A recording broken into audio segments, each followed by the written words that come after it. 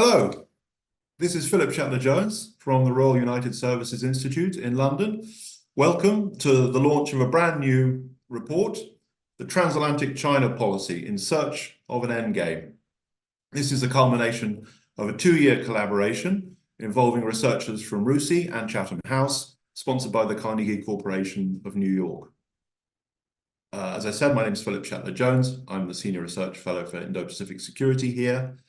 And I'm joined by the other team members on this project, who I'd like to introduce before we start the discussions.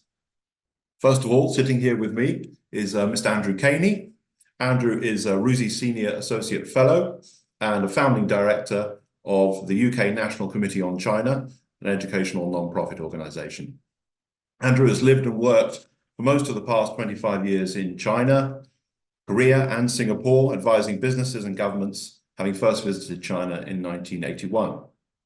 His particular areas of focus relate to China's development, its growing role and influence across Asia and globally, and the intersection of economic prosperity, technology, and national security. Joining me is another author from Chatham House, Ben Bland.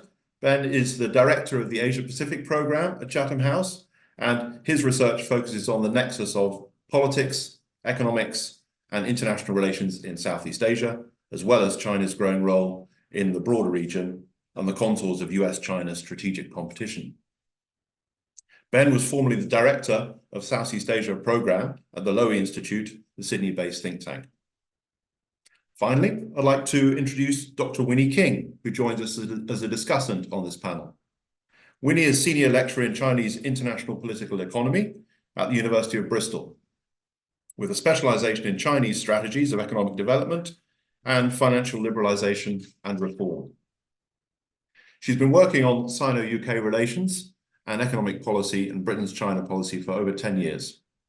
Winnie's just completed a secondment with the Parliamentary Office for Science and Technology as a Parliamentary Academic Fellow in the House of Commons Library, where she worked closely with the International Affairs Unit and the International Affairs and National Security Hub. She's currently working on China's nuclear and energy strategy and developing a piece on China's economic security and its technology strategy. Winnie has a DPhil from the University of Oxford, St. Antony's College. So after hearing from Andrew and Ben, we'll come back to Winnie for her reactions on the research. Following the discussion among the panel members, we will then open up to questions from the audience online. To help me with that, please, if you have questions, use the Q&A function on the system, and I will come to you with questions after we've heard from the panel and the discussants. So with that, let's begin with Andrew. Andrew, what does this report have to tell us about both the extent, but also the effectiveness of transatlantic cooperation on China policy? Philip, thanks. Thanks for the opportunity to talk a bit about the work we've been doing today. What we really wanted to do was get beneath the skin of these words, transatlantic cooperation. And we've had a period with Biden coming in, the Biden administration, where there were hopes for more transatlantic cooperation on China. And indeed, there has been some. And as we now publish the report, early in 2024, we're in a year where, again, the question of transatlantic cooperation is coming to the fore, in particular, what will be the outcome of the US election, and whether it's Trump or Biden, there's likely to be a different stance on cooperation, though maybe not really anything that changes the fundamentals, because where we come out and say is, well, there's clearly a lot of discussion that China is now a challenge and is seen as such on both sides of the Atlantic. The G7 agreed to use the word de-risking rather than decoupling. So there's a lot of agreement around the narrative on China. And as we go area by area, a common set of concerns or things to be addressed. And that covers, we looked at three areas of economics, security, and then global governance and norms. And so there's at that overall level, a lot of agreement. But actually, of course, what matters are the actions, and the actions follow from what truly is important, what truly are the objectives for different countries. And the point about cooperation is best if we're all trying to achieve the same thing. or if at least some of the actions we take are congruent. And as we picked away at these three categories, we saw differences in the objectives. We also saw a lack of articulation of some of the objectives, I would say, hence the choice of the Endgame for our title, that it's often implicit rather than explicit, maybe to put it politely, about what success looks like, what we want relations with China to look like, what we want China's role in the world to be. And those are different in different places, in different countries. And I'll just go a little bit into the economic side and then pause. I touched on de-risking rather than decoupling. Well, again, if we think about the risks that China, or indeed any third country may pose, they are around dependence on China for a large proportion of imports, which may be then cut off. There may be more traditional security risks where technology enables espionage or remote control. And then at some level, there is simply the challenge that China is becoming an increasingly capable technology competitor. And that is a challenge to our industrial policy and our jobs. And so those categories are all the same. But as we look at the European Union, for the most part, the actions are more about diversification, and they are about standing up to coercive measures taken by China, as we've seen in the case of Lithuania or Australia, where exports from those countries into China were restricted when China was displeased with various other non-economic aspects of the relationship around COVID or around Taiwan. And by contrast, the US is much more focused on maintaining its position as the technological leader. In some ways, one can say recreating or reestablishing that position, because areas of leadership are in Taiwan or Korea and the Netherlands. And it's doing that firstly because it's the military dominant power and wants to maintain that because of the critical role of technology in military superiority.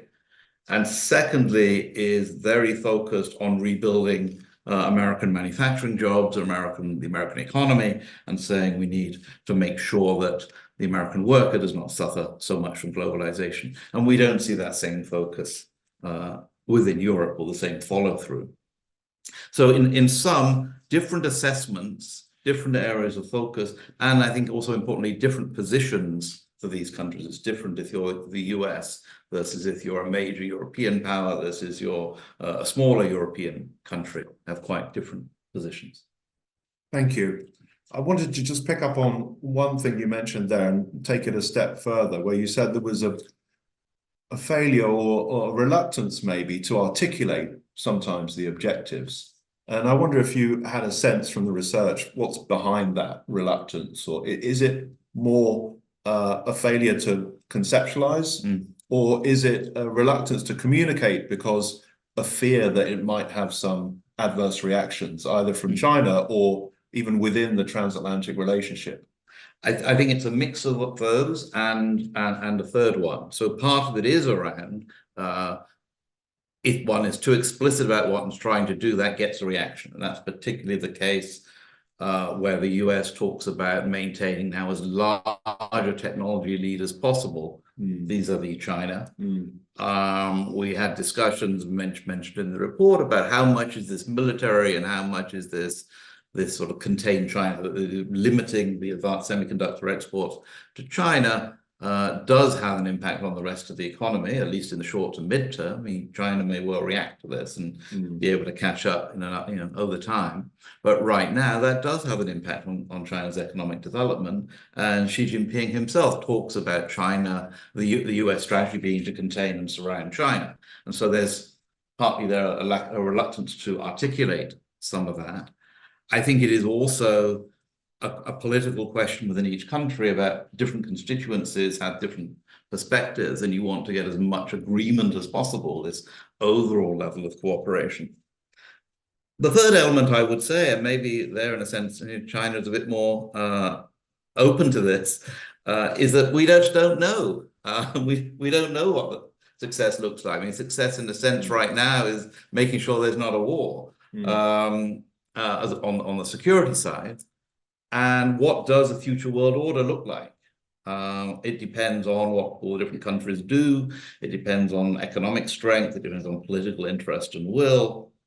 And so China, in a sense, seems to be a bit more at home at experimenting and trying different things into what its role in a multipolar order may look like, whereas we're not quite putting a message out there. And it actually ties a little to the message in our final section on global governance, that we're the West, the G7, the transatlantic partners, are concerned about what China is doing and its moves to change some of the multilateral organizations, but we don't really have a strong a pitch, a proposition to the other countries, the global South, to other countries, where China's at least trying with some ambiguous initiatives, which will evolve, and some of which will be welcome, some of which absolutely will not be welcomed by the global South. It's not a panacea by any means what China is doing. Well, with that note on the question of the global South, and I know that, Ben, you spend a lot of time working in and on areas like Southeast Asia. So if I could turn to you now and just ask, sort of stepping back, what did you find most interesting about this research? Thanks, Philip. Well, I think the most important thing for me was just asking this question about what is the point of our China policies, and trying to have a discussion with policymakers in governments, people in the business community, researchers, bringing them together in private to just talk about what are we trying to do here. Because one thing that strikes me is over the last decade, well, Western policy has really shifted dramatically from kind of naive optimism, i.e. we can make money from China, sell stuff, take their investment, and they'll end up, quote unquote, looking more like us and acting more like us. To a necessary correction to better understanding changes in China, how the Chinese Communist Party works, but basically shifting from greed to fear. We've had a very reactive series of China policies across Europe and in the US, and it's really been like a game of whack-a-mole. So students one day, police stations, what's going on in UN institutions, let's stop China getting their people to lead UN institutions, 5G, Huawei, inbound investment, outbound investment, China, Russia, China, Middle East. There's not really much coherence there. And that's natural, right? That's a natural political process that people move from greed to fear. And then it takes time to adjust. So what we wanted to try and do is speed up that adjustment process by asking people to come together and think about what do they want to achieve here? What's a realistic end goal? And it's very hard to answer that question. Obviously, it's a moving target. We're all changing. China is changing. But I think it was really useful sitting down and asking the question. And some things definitely emerged to me that were really useful and interesting. I mean, the first, I think, is that we got a sense that in terms of what, in as much as there's a shared vision across the Atlantic, what we want, on security, it's basically the status quo, right? So we want Taiwan to maintain its de facto independence, to not be invaded by China, to keep its, flourishing democracy and its important place in the global economy. It's to maintain the South China Sea as a place for freedom of navigation and overflight, and in some senses to curb China's sort of broader global security ambitions. So that's the status quo on security. On economics, it's actually the West really wants to overturn the status quo. So we want less China in our economies in different ways. We're not sure how much less China. In the US, it's probably a lot less, and in the Europe, maybe a bit less. But we definitely want less China. So that's actually overturning the status quo on the economy. So I thought that was quite a useful, broad consensus that emerged, not really spoken by politicians, but that's there. The second thing I found really interesting was this sense, and Andrew's already sort of pointed to this, that for the US, competition with China is really visceral, right? These are two superpowers or great powers coming to loggerheads, the dominant maturing power fearing the challenge from the rising power, the number two. And that's not just economic and technology, that's military, that's across all domains. Whereas I think for Europe, not only are we sort of far away geographically, but obviously most European powers lost their great power status a long time ago. So there's no longer that sense of fighting for number one really in any particular sector, I would say. And even say where German automakers have in some sense a leading basis, it's already deeply integrated with China's role anyway. So quite hard to unpick. So that's the other thing. that I thought was interesting there, the visceral nature of it for the US compared to much less so for Europe. The other thing I'd say about Europe was the high degree of unity despite the divisions within Europe. And I include the UK when I talk about Europe. So if you think about all the divisions, and some of these did emerge in our conversation, so North versus South, or richer European countries versus less well-developed European countries. Generally, the richer countries are more skeptical about economic partnerships with China. They see a bit more to lose, particularly in high-tech manufacturing, and whereas obviously others see more to gain by plugging into China's economy. Obviously, tensions between France and Germany within the EU, usual tensions between the member states and the Commission and the EEAS. You've obviously got the UK versus the EU 27. And actually, people forget, the US allies versus the neutral countries within the EU, because we do have neutral countries that don't believe in alliances like Ireland and Austria as well. But despite that, there was actually a broad degree of consensus. And I think the EU institutions have done a good job, to be honest, of bringing the member states together on China. And they are much more aligned with each other and with the rest of Europe than I think much of Europe is with the US on China questions. The last thing I'll say that emerged is just how hard it is for even the closest of allies to talk to each other honestly, even in private. There's no closer alliance in the world than the Five Eyes, and the kind of ring of other alliances that come off the back of that through NATO and Europe with America. There's really a lot that's shared in terms of, the most secret information. There's a lot of trust. Our systems are all very similar, but it's really hard to talk about differences, right? Political leaders, senior officials like to sign on to joint statements at the G7 and elsewhere, talking about how much we all agree. But that hides very many different interests, very many different political approaches in our countries. And if cooperation is going to be effective, we have to be able to talk about the differences, not to obsess about them and fight about them, but to understand them so we can focus our energies where there is actually more alignment.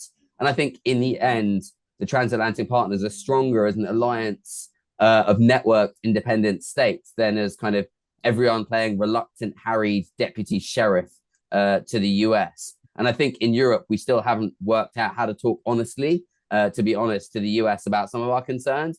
And I think it's fair to say that many of our US partners don't spend enough time listening to the concerns of some of their smaller allies too. And I think if you can find ways to do that better, which is going to be hard with US elections coming up, I think in the end, the cooperation will be more effective in the long term.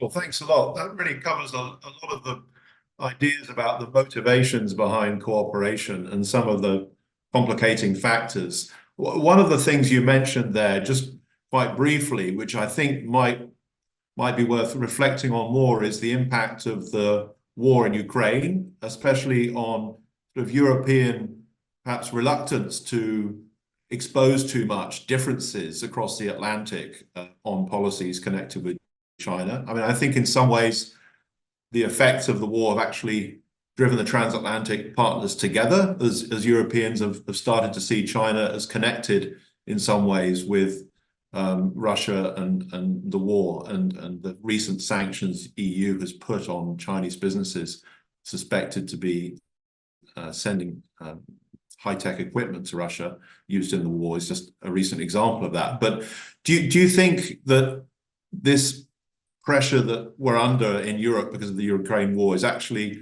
feeding a bit more reluctance to expose differences? Well, the differences are there anyway, particularly in the US, right? With all the differences in Congress on funding for Ukraine and the election. I think there's no hiding that. I think definitely the invasion of Ukraine by Russia did drive more cohesion in Europe on foreign policy in general, security policy. And I think China too, I do think that's partly based on a misreading of the Russia-China relationship, but so be it. I think that's there, and I understand why there's a reluctance. It's the same with China, right? There's a fear that China wants to pick apart European nations from each other. We know that they've tried to do that in the past in Central and Eastern Europe. They want to pick Europe away from America. And yes, certainly people I've spoken to in different governments say, you shouldn't talk about differences because you're doing China's work for it. But, if we believe in democracy and public debate and information leading to better policy, then I think this is the right thing to do. I'm not saying that you should put out in a G7 statement, we'll disagree, and none of us know what we're doing. But I'm saying you shouldn't let rhetorical unity, in a way, inhibit real competition by pretending you're more aligned than you are. Thank you. Now, I'm going to turn to Winnie, but I just want to quickly remind people, we do have the ability to take your questions in the Q&A function. We've got a couple coming in, so please do enter those in if you have them, and then we'll come to them after hearing from Dr. Winnie King. Winnie, over to you. Thank you very much. And thank you very much for having me. I found the paper really insightful. It's an area of discussion that is highly under-discussed, but needs to be discussed considering all the things that are going on in the geopolitical system right now. I think there are several key points that I'd like to highlight that I really need to be drawn out, that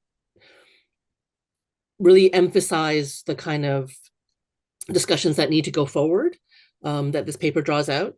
The first would be the fact that the discussion between the three different areas of economic security and the multilateral system, I think what we need to understand is that the economic and the multilateral are actually interwoven, right? The reason we talk about the economic system is because the multilateral system and multilateral institutions allow for our economies to grow in the nature of cooperation and free trade and all the different kind of neoliberal principles that us in the West have promoted, not just for China, but other global South nations.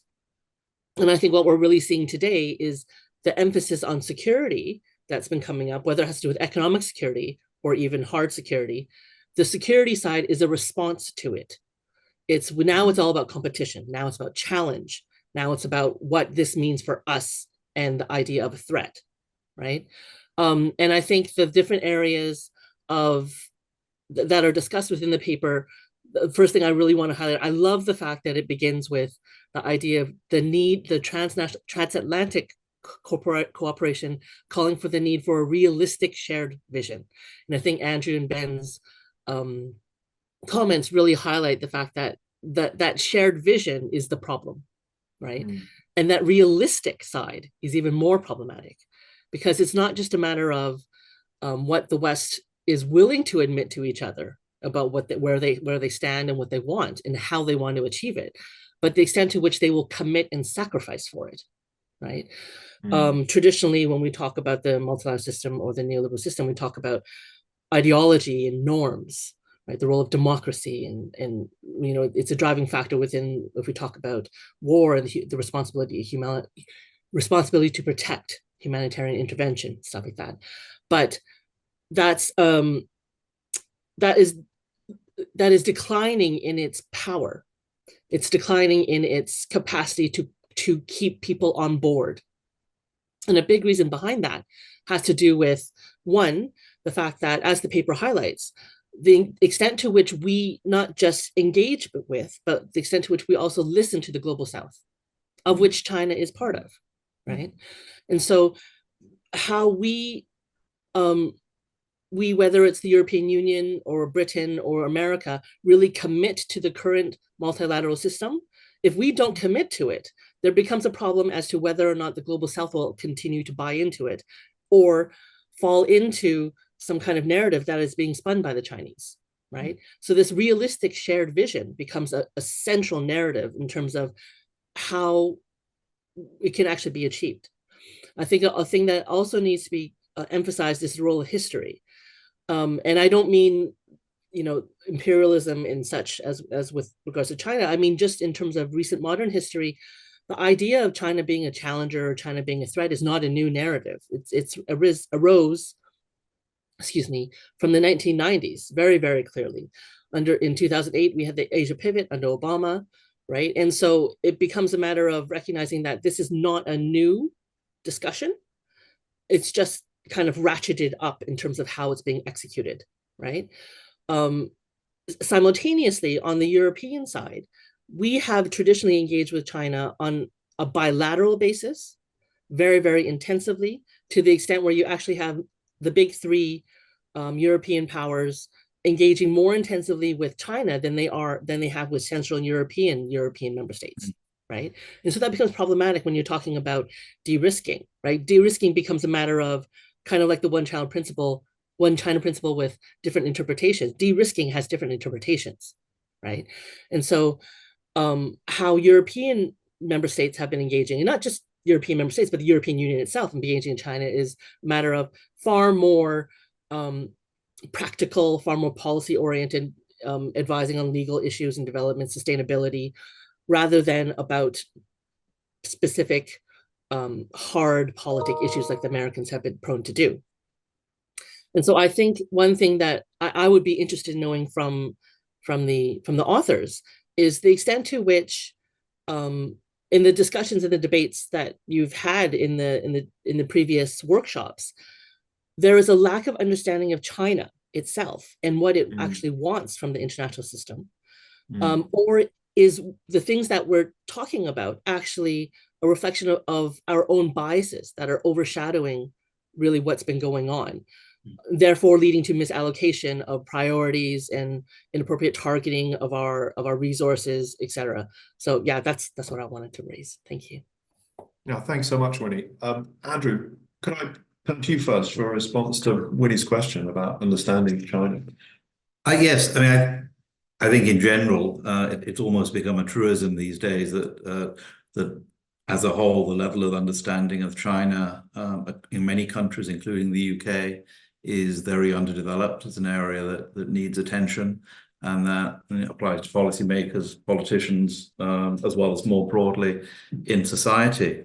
I think one reflection we had as we were writing the report and getting comments on the report was that there was a lot of confidence in the discussions we had. These were discussions in London, Washington, and Berlin, that we do understand China. I think probably a misplaced confidence, and therefore looking for a sort of binary characterization of what China is, and therefore a very definite trajectory that we need to move on. So these series of policies that we all know and see every day around, the de-risking, and you went through some of them, Philip, rather than saying, well, actually, the situation today is quite different to 10 years ago. Will it be different again in 10 years' time? And how do we sort of factor that in? That's not to say go back to this approach that some had, and I think only a minority had it, but to say, look, we can change China. It's not that we can change China, it's that China itself is pretty complicated, has some strengths, has some weaknesses, is always figuring out its own interests, and we've seen that even in the past year or so as the economy has weakened. A lot of the narratives on security are going down. I mean, we've moved from a period where the core message that security is everything comes out of China, and now the Chinese are saying not everything is security, and we want trade and investment, and please come back. And there are lots of contradictions within that. I mean, security is still important to China, but things do change. It's not a constant, and we need to be aware of that. So increase our understanding and increase our openness to different outcomes, and to put ourselves in China's shoes, not to say, okay, therefore we let China do what it wants and it goes across our interests, but to understand where it is heading, what it is trying to do, which bits make sense, and how does a larger economy, China's essentially saying we're moving towards a multipolar world, we're much bigger, we want to build up our own security forces. Some of that is very threatening to us and the US, and in general, we look at the military spend increase and say, oh my gosh, this is, why are they doing this? And this, but then you also put that in the context of what the West, and particularly the Americans, already have on defense, and you say, well, it's still very limited. So how do we work through that to a new equilibrium is a really important point to pursue. I want to come to actually a question that follows on quite closely with that. I might just jump and you want to jump in? Yeah, I might just jump in there as well, just to add something. I mean, on Winnie's point about history, I mean, obviously, Europeans have been trying to change China, to use the title of Jonathan Spencer's great book, for 500 years. But this may now be a new watershed where for the first time we accept that we can't change China anymore. It's now actually too big and too powerful, and we finally seem to be implicitly acknowledging that the Chinese government and Chinese Communist Party doesn't really care what we think that much. They care about some things, but our ability to shape what they do at home is actually extremely limited these days, although there are still channels. So maybe this is a different approach. I would say, yeah, I agree with Andrew that, of course, there's a need for greater knowledge and to move beyond, yeah, fixed ideas of what China wants, just like we don't fully know what we want. Of course, as a rising power, China is feeling out to see what it can get away with on many different fronts. So I think we definitely need greater knowledge. One thing I would say in credit to friends in America, and it's easy, of course, to sit in London under the US security umbrella and criticize our great and powerful friend, as we love to do. But I think in the US, there's actually much deeper knowledge about China, and there's much more serious work in think tanks, universities, and the policy world on China than goes on in Europe by a huge degree. So that's good. And I would say there's also much more strategic clarity in the US, partly because of what I was saying earlier, this visceral sense. But the US does know what it wants from its China policy, both in terms of they want to keep China down, they want to contain China. It's not always what they say, sometimes it is, but that's clearly what they want. And they also know that they want a China policy that's basically about supporting US industry, kick out Chinese EV companies, support Ford, that kind of thing, make America great again, basically, in some shape or other. So there is actually a high degree of clarity there. I think, to be fair, it's in Europe where we're quite a lot more confused about what we want to de-risk.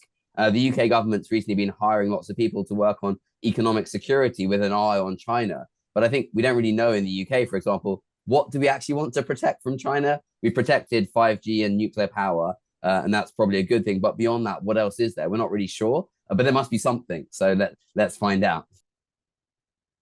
Oh, thanks. And yeah, I wanted to go to one of the questions that we got online in the Q&A, which is looking at this from the Chinese side as well. The question is, how do Chinese leaders see the West? How do they see the transatlantic community or partnership? Do they understand why they're distrusted?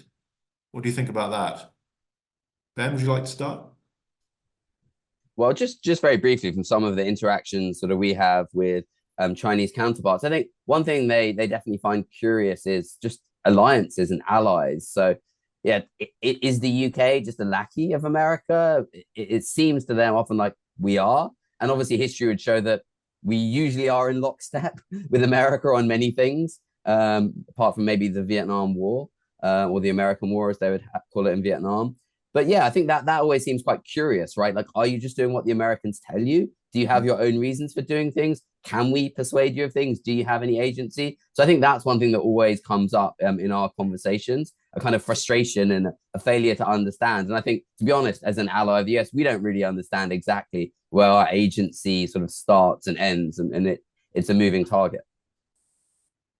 Winnie, did you have thoughts on this question about how this looks from the Chinese perspective? Yes, I think recent developments within, let's just say following Trump's presidency, with Trump's presidency, I think there's been a shift within China with regards to how they view the West, mainly because China traditionally does foreign policy on a bilateral basis, right? And so kind of echoing what Ben was saying with regards to this idea of these Western alliances, which are so stalwart, they're so strong in what we're so strong in what we do in our commitment. When it comes to recent developments, I think Chinese leaders are starting to recognize that actually, when it comes to foreign policy, how the West itself as a whole is taking a certain position with regards to China, right?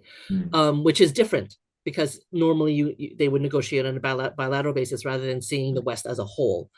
And so in terms of understanding why the West distrusts them, I think they've always known that the West distrusts them. They've always known that there was an issue of China being the other. This is very well reflected with regards to Huawei and ZTE. When Huawei was kicked off the Android platform, very quickly they turned it around, and they released Harmony, right? Their own OS operating system platform. This is something that takes years to develop, but very quickly they were, and it's because it was already in the pipeline. They knew that would come, right? And so there was always that awareness of knowing why the West established relations with China following the Sino-Soviet split, and what China's role was when it came to the economy and playing a role in manufacturing, etc. I also wanted to go back to something you talked about, Winnie, on governance, where you made some observations about our perhaps lack of achievements working through the multilateral system, or insufficient support really to keep updating that and modernizing it. Because the other thing that came out of this research was we saw a shift of energy towards minilateral formats. So this comes up in the questions online as well. There's questions in there about the D10, the Democratic 10, NATO. But I would say there are also some of the institutions which have arisen in this period, like the Quad, the Quadrilateral Security Dialogue, but also the expansion of the BRICS. So I'd like to ask all the panelists really what we think about whether this is a real trend that we think will probably continue, of a shift away from global universal organizations towards these minilaterals. And, what does that imply then for the future of sort of safe and sort of mutually beneficial relations between China and the outside world, but particularly the transatlantic world? Would you like to go first, Winnie? Okay. I wasn't sure if you want to go first. Thanks. So I think the idea of minilateralism, which I love that term. I think we overblow it. It's something that's always been there. Okay. Whether we see that mainly in the area of what in political economy we call sub-regional economic cooperation, right?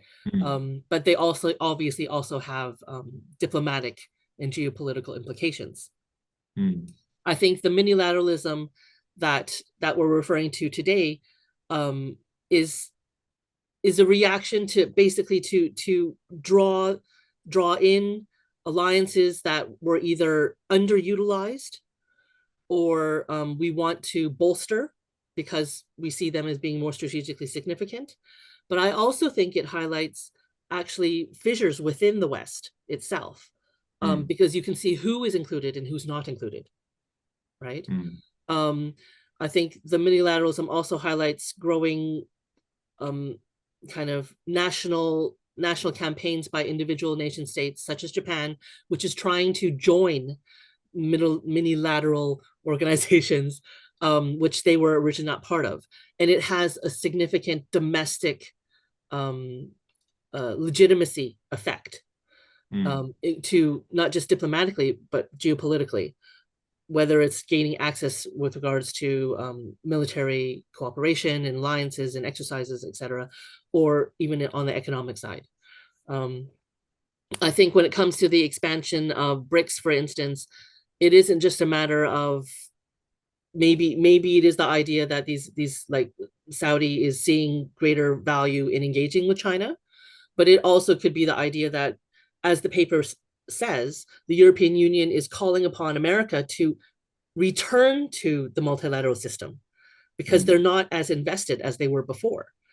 And if you know that the world's largest economy is not as invested as before and not as committed to it as before, it basically means you have this significant US-sized hole within the system, which means that, okay, something needs to fill it. And those things that are filling it, we need to start joining them because they mean something more than what we have now, right? And so it's a reaction, I think, is a big thing that we also need to take into account. Andrew, what do you make of this trend towards more minilaterals and weaker global institutions? I think, as Winnie said, these two parallel tracks. The minilateralism will continue. It's a way of getting this wonderful phrase, like-minded countries to come together. It's a path of least resistance. And so we'll see that on the, let's call it the West or the G7 side. I think of questions such as the Mineral Security Partnership or the partners in the Blue Pacific, very much initiatives focused on specific topics and getting action there. I think that will continue. And we see a parallel on the Chinese side in the way that they engage with Latin American countries in Central Asia, and these sort of many countries going into China, China there having a more sort of hub and spoke relationship in different regions, as well as things like the Shanghai Cooperation Organization and BRICS. And so I think those will continue. One of the things we talk about in the paper is that, you know, that's in a sense going ahead when there's less focus on transatlantic per se. At times there are countries from both sides of the Atlantic in those organizations, but there are also Asian countries in there, just because of the logic of the question. And that when particularly the US launches some of these unilateral initiatives, they're doing it in the Indo-Pacific, as in the economic framework, the IPEF, without the European countries. The Quad is another one. And then the final observation on this is who is in both camps. And India, you know, is in the Quad and is in SCO, in BRICS. I think increasingly other countries that want to express their agency, make choices, create options for themselves, will get involved in this. And the fascinating, maybe heretical question to put on the table is there a new unilateral that China and Europe could be in, or China and the US could be in? And we do touch on some questions around, are there soft security questions in the Indo-Pacific, or issues around, you know, smuggling, fishing, or whatever, and there, you know, the West or the Asian countries have concerns about what China is doing there. But is there ever a path at which one of these new minilaterals could have China and a Western power in it? And then separately, I won't go into it, there's the question, how much energy is there for reforming the big multilateral, all-encompassing institutions? And there, as Winnie says, it's the US that's missing the most. China's certainly putting efforts in with its view of what it wants. And the question is, how do we sort of negotiate and get to is there a mutually acceptable vision for a changed organization? There probably isn't in the case of human rights, for example. It would be just an acceptance that maybe if the UN human rights definition changes to what China wants, then that would not be very relevant for Western democracies anymore. But that's a lot of the US question. Ben, you have thoughts to share on this one? I think what we're seeing is it's a symptom of the lack of trust and energy in the multilateral system, and it's also an accelerant of kind of the undermining of energy and focus and trust there. So I think it's both things at the same time. As Winnie said, it's not completely new, but I definitely think we've seen a fracturing of faith, to be honest, in the multilateral system, and the leaders of multilateral institutions have lost their own energy as well. I mean, we haven't seen the UN Secretary General doing shuttle diplomacy on Israel and Gaza, right? It's been some of the neighbors, it's been the US, definitely hasn't been China. So I think it's an interesting world that we're in. It's unpredictable. I think this is what a multipolar world maybe looks like. We don't know for sure. It's chaotic. We have these pre-existing institutions. You couldn't create them now. They still perform useful functions and bringing all countries together, but they're not really solving problems. People are then throwing out lots of different new groupings. Some of them seem to be potentially effective. Some of them seem totally useless. Some will fall by the wayside. Some will become kind of, you know, the NATOs of the future, right, potentially. And you don't really know what's going to work and what won't work. So it does make for an interesting time. But I think China, in a way, is mirroring what the West is doing. And while China wants to advance its own interests in multilateral institutions, I don't think we see, you know, any point. It's hard to imagine China and the other P5 members coming together with some sort of shared vision of reform. So in the meantime, people will pursue their own objectives. But generally, I think a lot of these initiatives, there's much more talk about them than action. I mean, one thing to just leave on the table is, what has the Quad done? And I'll leave it there. Thank you. Well, one of the organizations that's getting a lot of mentions in the questions on the Q&A is NATO. And of course, that is in a way the quintessential transatlantic institution for cooperation. And, you know, we have seen successive NATO summit statements contain ever increasing, you know, numbers of words relating to China. So in a way that might be an example of how one of our old institutions is adapting gradually. But I wonder what sort of panelists think about the prospects of NATO. We have the anniversary summit coming up this year. to actually go a bit further in terms of bringing the transatlantic partners, allies together, or even going beyond that, as we see they've got Indo-Pacific partners in Japan, South Korea, Australia, New Zealand, and all kinds of partnerships, including with some of those neutral countries you mentioned, Ben, based on, you know, old, long historic links. Winnie, can I come back to you on that? Do you see NATO successfully kind of moving into some of the space of the unmet need for cooperation here? That's a big question. I think first it would depend on who wins the US election. Second, I think it would depend on how to what extent NATO is open to a different approach, because what you're doing then is you're talking about Asia NATO. And Asia, in particular, the ASEAN nations, which are, you know, they, depending on what they want and depending on the issue, will maneuver between Western and regional priorities. But they're definitely very, very aware of their own national and regional goals and objectives. And the prospects of NATO upending those would be not in their interest. So NATO would have to be open to that. And as the paper reflects upon, with regards to the transatlantic alliance, is the extent to which we are willing to listen is something that we really need to, you know, adapt. Thanks. Andrew, NATO? Yeah, I think when he says it in part depends on the US election, some of these underlying dynamics. So one is, that we touched on the paper, what is the prime focus of the European allies, in particular NATO members, in Europe versus in the Indo-Pacific theater? And if Trump were to come in, the first thing is a question of the Europeans paying for their European defense before we get to paying for something in Asia. Though, is the US president then interested in NATO playing a valuable role in Indo-Pacific? And though probably Trump is saying, if we're going to do something, we'll do it ourselves. Whereas Biden may primarily look to the Europeans to work on Europe and then latterly in the Indo-Pacific. So that's a sort of NATO dynamic around the funding and priorities.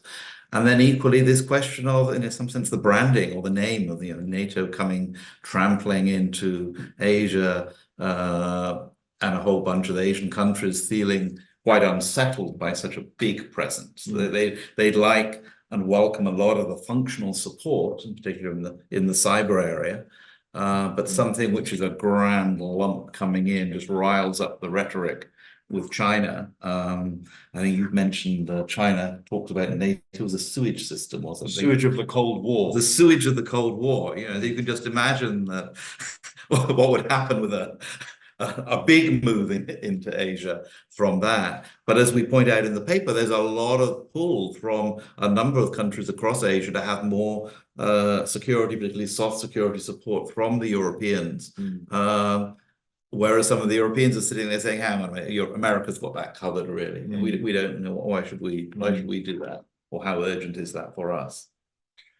Ben, I wonder what you think about this. I mean, we will have as I said, I think it's the 75th anniversary summit of NATO in June this year. So we won't quite perhaps yet know at that stage who will be the president of the United States after the election.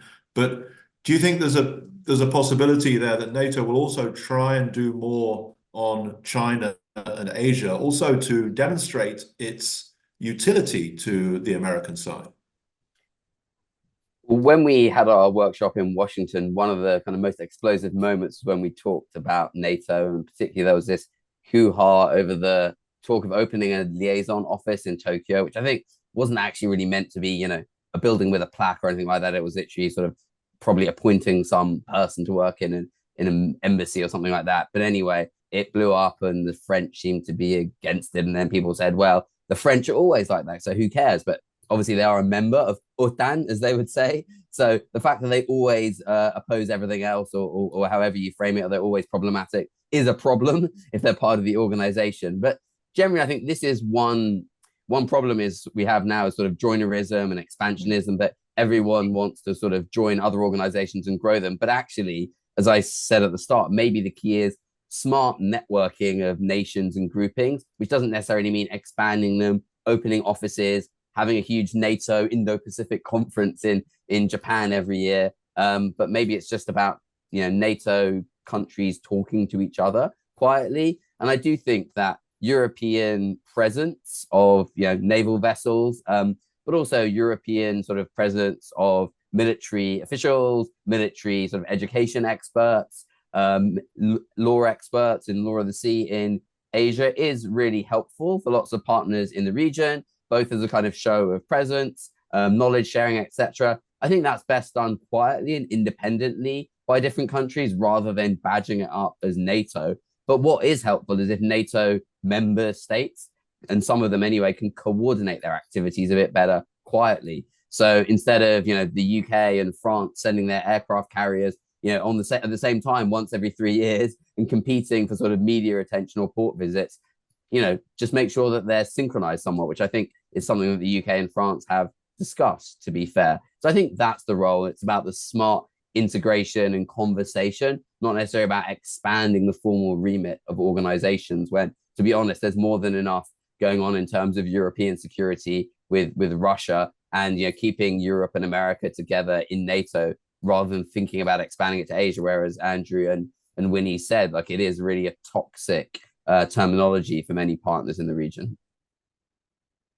Thank you. Well, we're coming up to the point where we have a little under 10 minutes remaining. And what I'd like to do is just pick 2 or 3 themes from the Q&A and then come to you in turn, Winnie and Andrew, and then Ben, just to pick up on the ones that you are particularly interested to talk about, and then we'll have to wrap up. So one of them, a few questions about the Russia factor, which we've talked about, but looking ahead at not just the trajectory of the war going on in Ukraine, but the longer term question of Russia in transatlantic relations and Russia-China relations, what role people see that playing in the coming year or two.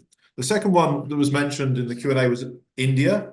To what extent is India engaged by the transatlantic community? Is that happening? Should it be happening more? And what would happen if that was actually to be attempted with more determination? And then finally, the Taiwan question. From the Taiwanese point of view, how should Taiwan navigate or perhaps even react to some of the divergences in the transatlantic community about the risk of a Taiwan crisis and each side of the transatlantic's relations with China? So back to you, Winnie. Those are all very large. I'm going to focus on the Taiwan question, if I may, mainly just due to time. You can pick which one you want. I think, okay, so I think when it comes to, I'm going to talk about Taiwan from the domestic perspective, okay? And I think that's an important thing because a lot of what we tend to talk about in the West is what we think Taiwan should do, and what China's doing and how Taiwan should respond. And I think in terms of what Taiwan recognizes is that, first thing is that the population itself is obviously keenly aware of what's going on with what China does. I mean, but they're also keenly aware of the fact that some of the stuff that China does is in response to what the West does, right? The Taiwanese population is very interested in maintaining the status quo. Now, I'm not talking that they don't want independence. I'm talking right now, status quo is just the place to be. It's stable, it's safe, it's secure. Having US engagement and more declarative commitment is obviously a positive thing for the Taiwanese, but there comes a point where you tip the balance in a negative way, which actually brings more trouble for the Taiwanese, right? And so the question of how should it navigate the divergences within the transatlantic alliances, say on the issue of China, actually it's beneficial to Taiwan because you can then take advantage of whether it's economic or diplomatic or strategic alliances and opportunities, and you gain legitimacy from it because you're talking about major players within the international system and within the international economy. There are opportunities for the Taiwanese that are, from my opinion, and I've been looking at Taiwan-China relations and Taiwan politics for, well, a long time. I don't want to age myself, but I think there are opportunities that are highly underutilized. And a key thing in that is that Taiwan and the West seeing Taiwan is not just not China, or China as in not Taiwan. Taiwan in itself is it's a flourishing democracy. There's so much possibility with regards to its economy. And within the region, it has a lot to contribute as well. So in terms of navigating that, for instance, the European Union member states tapping into Taiwan with regards to its green policy, because Taiwan's very, very big on green, is a very, very has a big contribution to make in that arena, right? Obviously, tech, that's everyone knows about that, right? But even in the area of socioeconomic or social policy, because of LGBTQ, its advanced position on LGBTQ rights, human rights, etc. There's a lot for it as an opportunity for it to navigate the divergence between the transatlantic positions and nations. Thank you. That reminds me at this point that we mentioned in the report as well, that cooperation doesn't always mean doing the same things or doing things the same way. There can be occasions when differences mean complementarities, and actually there are benefits to be had from exploiting those differences in some cases. So you can work to the same ends, but using different ways and means. Yeah, absolutely. Andrew, would you like to? Yeah, let me pick from that menu? talk mainly about Russia, maybe a couple of points on India. That, yes, there's clear engagement from the US through the Quad and cooperation, equally from the EU to India and UK discussions as well with India. What, of course, that is not is transatlantic cooperation. It is these countries engaging separately. And in that, we must keep in mind not to try and make this, not to make the mistake we made or didn't make with China. That India is not this thing going to be an ally of the West or whatever. India has its own trajectory and agenda and is working across all multiple relationships, including with Russia and China.